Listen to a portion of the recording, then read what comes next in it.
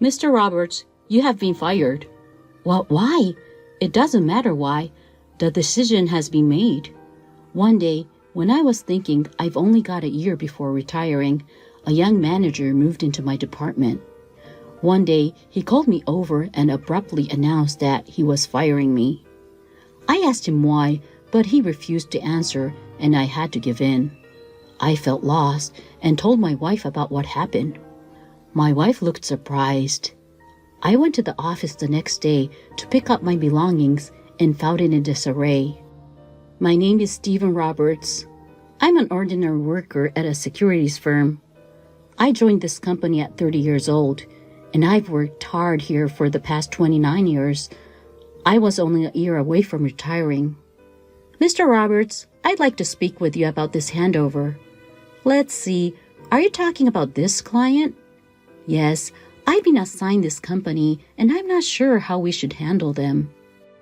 I think it's better to have an in-depth meeting with them. They are extremely cautious because this is not a small transaction. It will go smoothly if we can alleviate their concerns during our meetings. I see. Thank you so much. As I approached retirement, I was delegating my responsibilities to my subordinate. I was relieved to have a break in my work and was eager to devote the rest of the year to internal projects. Then, one day, someone transferred from Tokyo to our department.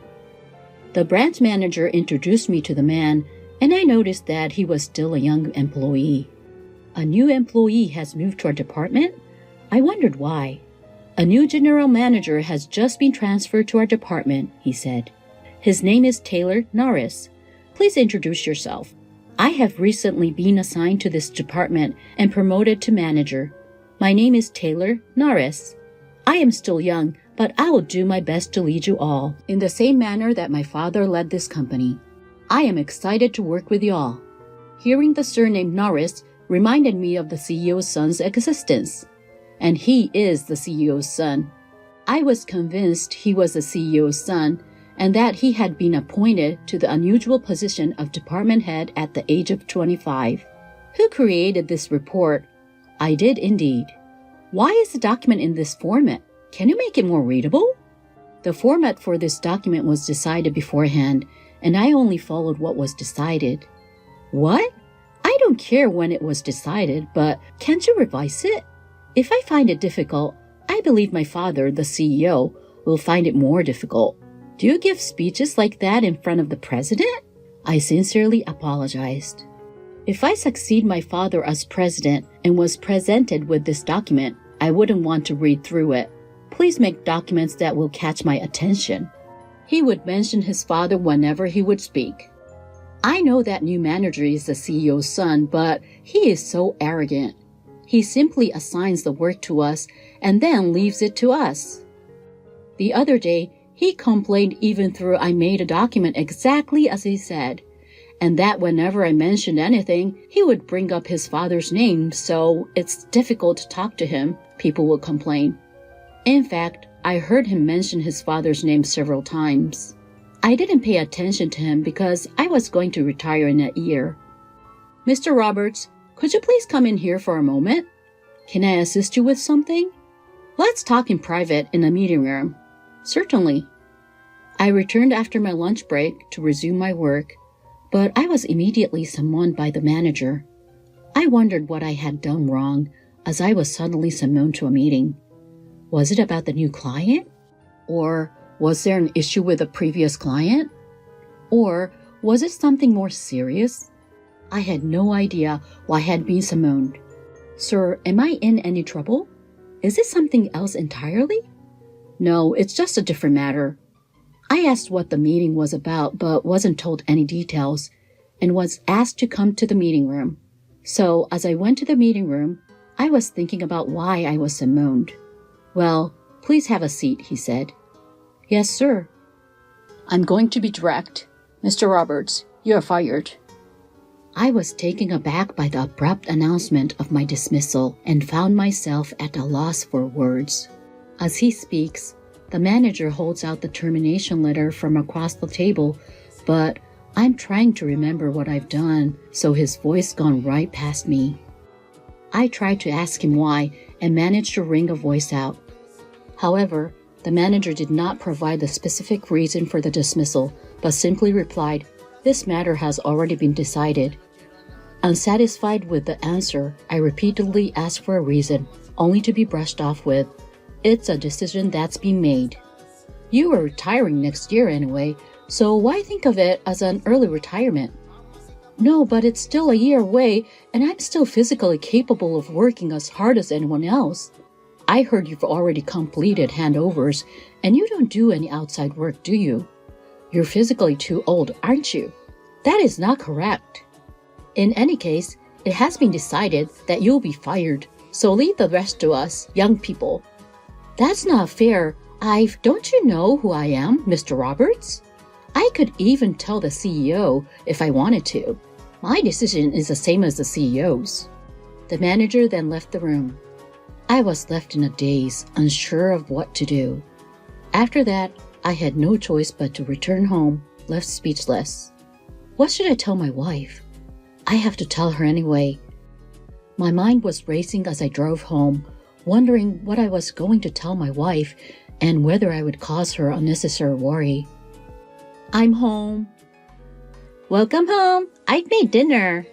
I'll get changed and be there right away. I returned home with a heavy heart and decided to talk to my wife about my firing during dinner. I have something important to tell you, I explained. Has it anything to do with you feeling down when you got home today? Yes, I have been laid off from my job. I couldn't look my wife in the eyes as I spoke. I couldn't help but look down, worried about how much I would disappoint her, when I heard a surprising response. I'm so happy you have left your company at last. I expected my wife to be worried about me, so I looked up in surprise when I heard her reply full of happiness. You've put in so much effort. Let's take it easy from now on. When I looked at my wife's face, she was smiling and seemed to be in a good mood. And my wife held no grudge against me for being fired. Well, I'm off to work, she said. Have a safe journey. I'm just going to get my stuff and will return early. I went to the office the next day to gather my belongings. The atmosphere in the office was unusual when I entered as usual. What is its identity? Who did it? What's wrong with this client? There's a phone call for you, sir. Another phone call in these circumstances? When I arrived on my floor, the manager was in a panic. What's happened this morning? I asked. Why is the manager in a panic? Well, I just heard that our major clients are calling to cancel their contracts one by one, and we don't know why, my colleague explained. When I asked my colleague what was causing the uproar, he told me that there had been a string of cancellation by large clients today. As a result, the person in charge of each major client was in constant contact, and the manager was frustrated because he couldn't figure out what was wrong. Even after noon, things had not improved. The number of contracts canceled had increased since the morning, and the general manager's face was pale. Despite the situation, I felt I had to make a final speech, so I approached the manager, but he said, I'm not in the mood for this right now. Can we finish this later? He brushed me aside. So I said my goodbye to the other employees. While I was greeting them, the manager's voice could still be heard, echoing around the room. Are you in contact with them? It will be a significant loss if we get any more cancellations. Do you realize that if that happens, the first people to be fired will be those below you? But I've been trying to contact my clients since this morning. Then consider going directly to the company to apologize. You are completely useless. This is why you can't get promoted. Please be more considerate in your work if you are supposed to be in charge. You don't need to be so harsh. What is a problem? Are you going to talk back to me? Do it after you have solved this problem. The general manager continued cursing at his subordinates, switching targets one after the other. I couldn't even say goodbye in such circumstances, so I quickly packed my belongings and returned home. Well, since I've already been fired, there's nothing I can do to find out why. When I told my wife about the situation at work, she laughed and said, "Oh, your company, they actually had a lot of contracts with our group companies. My company, you see, owns a number of restaurants. So I had contracts with the company you worked for, but I canceled them all." "Why would you do such a thing? Are you sure it's because I was laid off?" "Well, that's one reason, but I didn't think much of your company in the first place. The salesmen were polite and nice, but when I went to the company for meetings, I got the impression that the company was not very open, and the salesmen were only polite at first." "Oh, really? So when I heard you were being laid off, I thought it would be a good opportunity. As a result, I canceled everything. In fact, my wife is the chairman of a holding company that owns and operates a number of well-known restaurants. The restaurants she manages had signed contracts with my company, but she didn't think well of my company and took advantage of the opportunity to cancel them all at once." I couldn't conceal my surprise, but to be honest, I was relieved. "It's unfortunate that you had to leave your job due to the restructuring, but let's take it easy from now on," she said. "I agree. It's a little early for me, but I'll take it easy." "Yes, you've worked so hard all along, and I like to spend some time with you now that I'm stepping down as chairman. I've already chosen my replacement." Despite being laid off, I had been with the company for 29 years and had enough savings. And my wife said that due to my early retirement, she will hand over the chairmanship to her successor.